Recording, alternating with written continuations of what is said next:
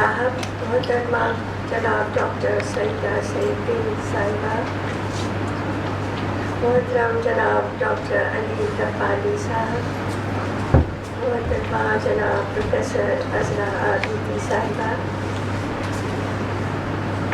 محترمہ جناب کامرا پرساد صاحبہ، محترم جناب شیرزمان خان صاحب، محترمہ جناب شہناز صاحبہ، محترم جناب مہدی صاحب، خواتینوں و حضرات، میں بیان نہیں کر سکتی کہ مجھے یہاں آ کر کتنی مسرت ہو رہی ہے۔ میں محترمہ سیدہ صاحبہ اور محترمہ عذرا صاحبہ کی شکر گزار ہوں کہ مجھے اس تقریب پہ آنے کی دعوت دی۔ آج ایک بے حد عظیم شخصیت پر چند الفاظ کہنا میں اپنی خوش قسمتی سمجھتی ہوں۔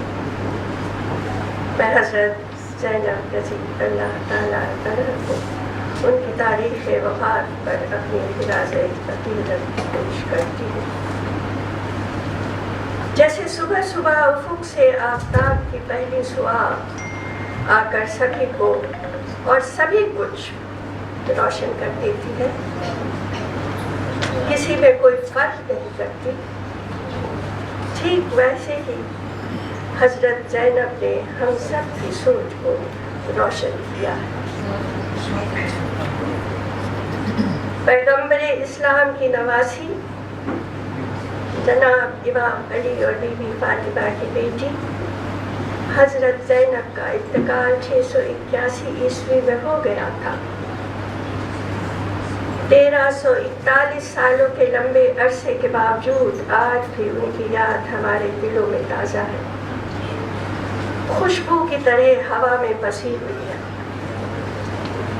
اس کی ایک وجہ یہ ہے کہ حضرت زینب کو پیغمبر اسلام کی زیارت مبارکہ کرنے اور حضور صلی اللہ علیہ وسلم سے سیکھنے کا موقع ملا۔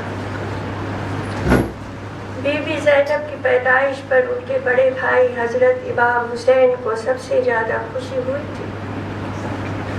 انہوں نے خوشی سے ہنستے ہوئے اپنے والد صاحب سے کہا کہ اللہ نے مجھے ایک بہن دی ہے۔ حضرت زینب کو بھی اپنے بڑے بھائی سے بہت محبت تھی۔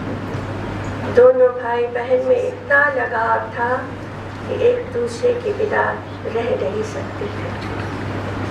جب وہ 7 سال کی تھی تب پیغمبر اسلام دنیا سے رخصت ہو گئے، پر تب تک پیغمبر کی گہری چھاپ ننھی بچی زینب پر پڑ چکی تھی۔ اس طرح حضرت زینب کی بہترین پرورش ہوئی۔ بڑی ہونے پر ان کا نکاح عبداللہ ابن جعفر سے ہوا۔ انہوں نے اپنے شریک حیات کے ساتھ مل کر مدینہ میں، جہاں ان کی رہائش تھی، ضرورت مندوں کی مدد کے لیے کام کیے۔ اپنی دولت اور جائیداد وہ غریبوں میں بانٹ دیا کرتی تھی۔ ان کی نیکی اور دریا دلی کی وجہ سے سبھی ان کی عزت کرتے تھے۔ ان کے وقت میں خواتینوں میں قرآن پڑھنے کا رواج نہیں کے برابر تھا، اس وجہ سے وہ اندھیرے میں رہتی تھی، ان میں علم کی کمی تھی۔ حضرت زینب نے ایک انقلابی قدم اٹھاتے ہوئے قرآن پڑھنے کے لیے خواتینوں کی حوصلہ افزائی کی۔ تب سے خواتین باقاعدہ قرآن پڑھنے لگے اور نماز ادا کرنے لگے۔ اس طرح خواتینوں کے لیے علم اور تعلیم کے دروازے کھل گئے۔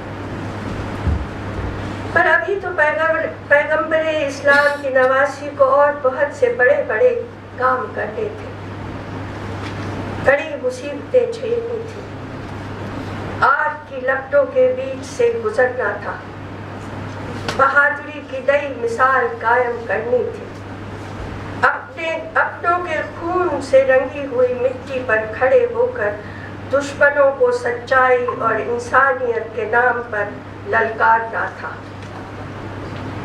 پیغمبر محمد کے نہ رہنے کے بعد عراق کے شہر کربلا میں امیہ خاندان کے مبیہ نے خلیفہ حضرت علی جو پیغمبر اسلام کی بیٹی حضرت فاطمہ کے شوہر تھے کو دھوکے سے مار کر سیاسی حکومت حاصل کر لی۔ مبیہ کی موت کے بعد ان کے بیٹے یزید نے خود کو خلیفہ اعلان کر دیا۔ یزید چاہتا تھا کہ پیغمبر کے نواسے امام حسین اسے خلیفہ مان لے، پر امام حسین نے اسے اسلام کے اصولوں کے خلاف مانتے ہوئے یزید کو خلیفہ ماننے سے انکار کر دیا۔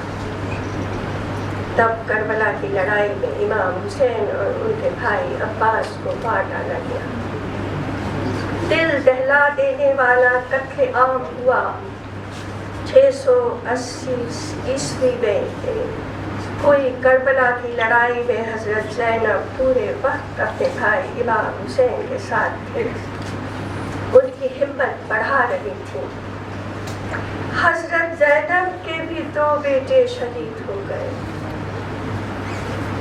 تب درد کو اپنی طاقت بنا کر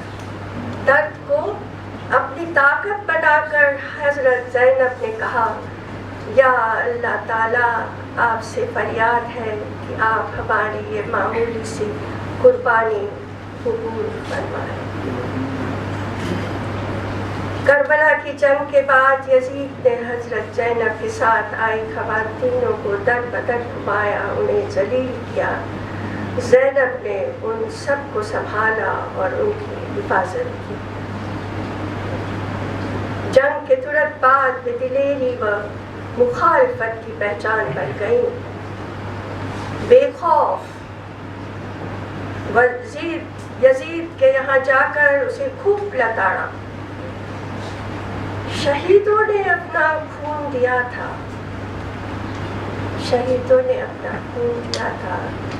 پر حضرت زینب نے اس خون کا پیغام چاروں اور پھیلایا، کچھ ایسے کہ وہ پیغام سینکڑوں سال تک گونجتا رہے۔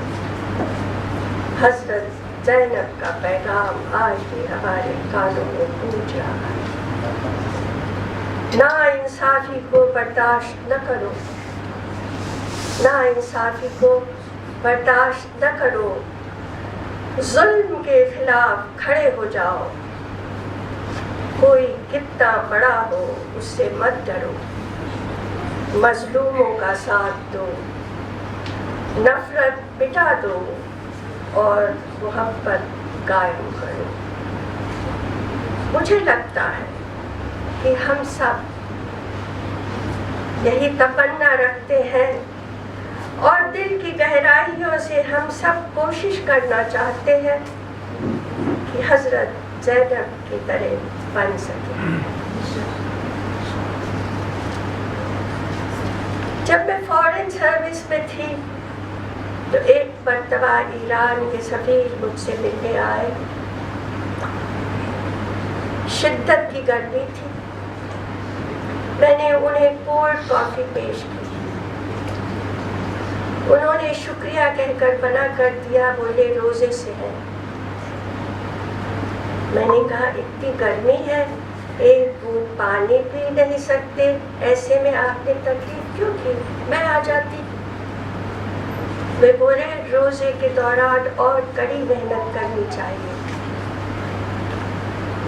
من کو شیشے سا صاف رکھنا چاہیے، یہ قوت ارادے کا امتحان ہے۔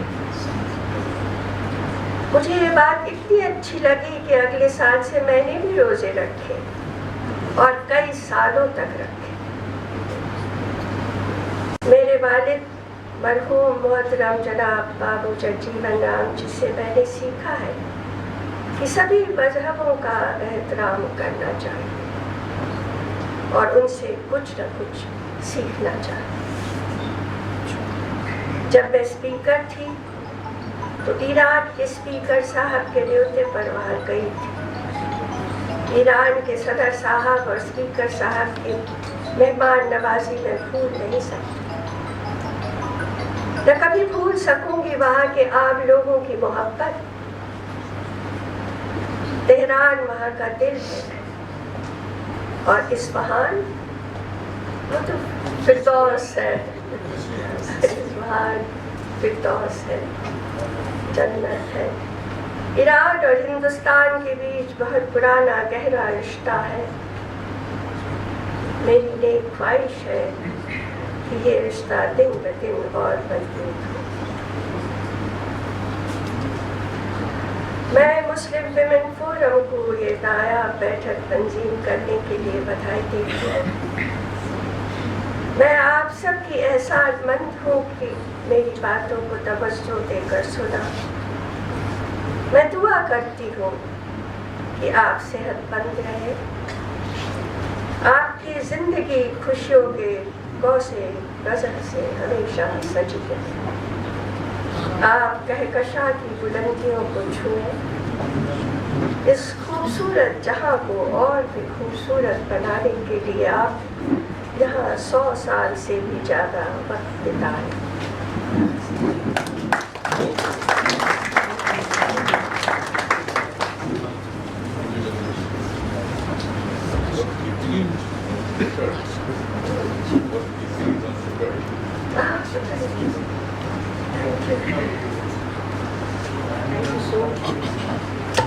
Thank you so much, madam, for your kind words. اور آپ نے جناب زینب سلام اللہ علیہ کی خلقت کے مقاصد کو بیان کر دیا کہ اللہ نے آپ کو اس کائنات میں ایک خاص مقصد کے تحت بھیجا تھا، اور وہ مقصد تھا انسانیت کو فروغ دینا۔ انسانیت کی بقا کے لیے آپ نے جو کوششیں کی اور آپ کا جو جد و جہد رہا اور آپ نے جو اس سلسلے میں جہاد کیا، وہ قابل ستائش ہے۔ ہم بہت شکر گزار ہیں میڈم میرا کمار کے، جو انہوں نے اپنا اظہار خیال جناب زینب کے حوالے سے یہاں پیش کیا۔ Now I request Honorable Ayatullah Mehdi Mehdavipour to present a token of honor to our chief guest, Dr. Meera Kumar ji.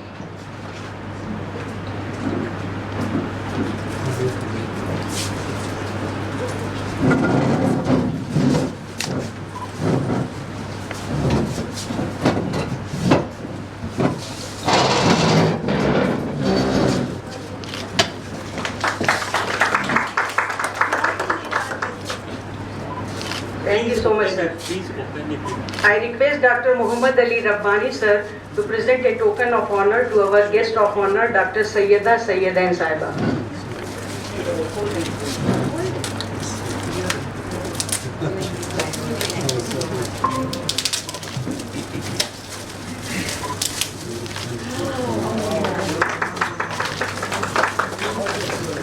Thank you so much, sir.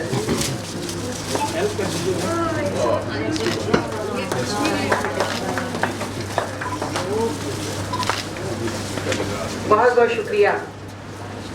I am honored to introduce the chair of this session,